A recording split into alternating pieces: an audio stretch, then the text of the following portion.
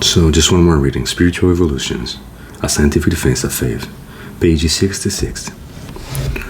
Faith, I shall use the term, involves basic trust that the world has meaning and like loving kindness exists.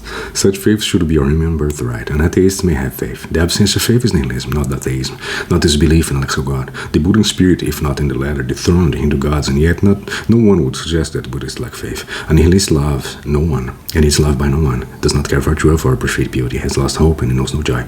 Worst of all, nihilists find no meaning in life. As R. Erickson noted, it is a terrible thing to be without basic trust in the universe.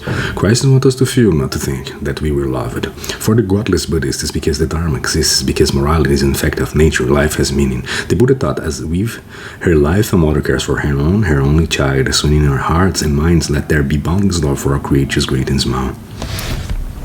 That was faith that the Buddha spent 40 years in his life tracking the length and the breadth of India to share with all he met. In Hebrew and Latin, faith is not a singular state, but an active verb. We do faith, we do not have faith. When I have suggested to a friend that Sunday school was a place where one learned religious dogmas, she flatly contradicted me. No, George. For me, Sunday school was a love experience. He did not have faith. She did faith. Basic trust, like God, is not unknown. It's an experience. Faith can become manifest in three rather different ways. First, faith can be expressed through culturally determined symbols, beliefs, rituals, and common prayers that undergird a specific faith tradition. As such, faith, like language and culture, is one among many. Second, faith can be expressed through a trusting commitment to compassionate behavior and community building. This is the context in which passionate missionaries Christ and the people did in faith.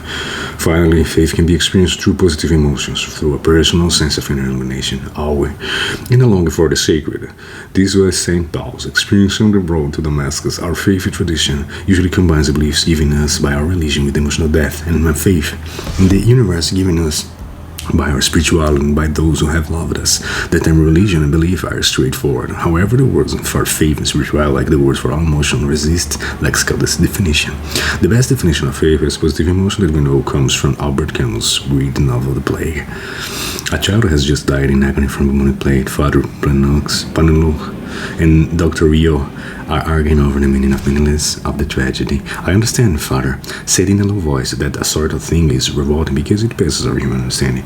But perhaps we should love what we cannot understand. Doctor straightened up slowly. He gazed at Pandalo, summoning to his gaze all the strength and fervor he could muster against the weariness. Then he shook his head. No, Father, I've a very different idea of love, and until my dying day I shall refuse to love. I scheme at things in which children are put to torture.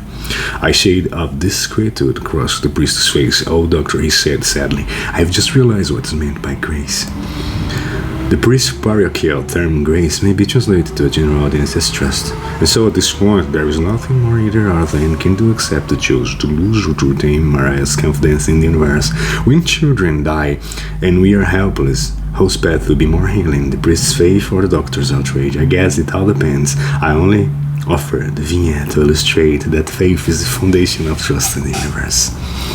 That's just a little reading in Spiritual Evolution, a book about faith.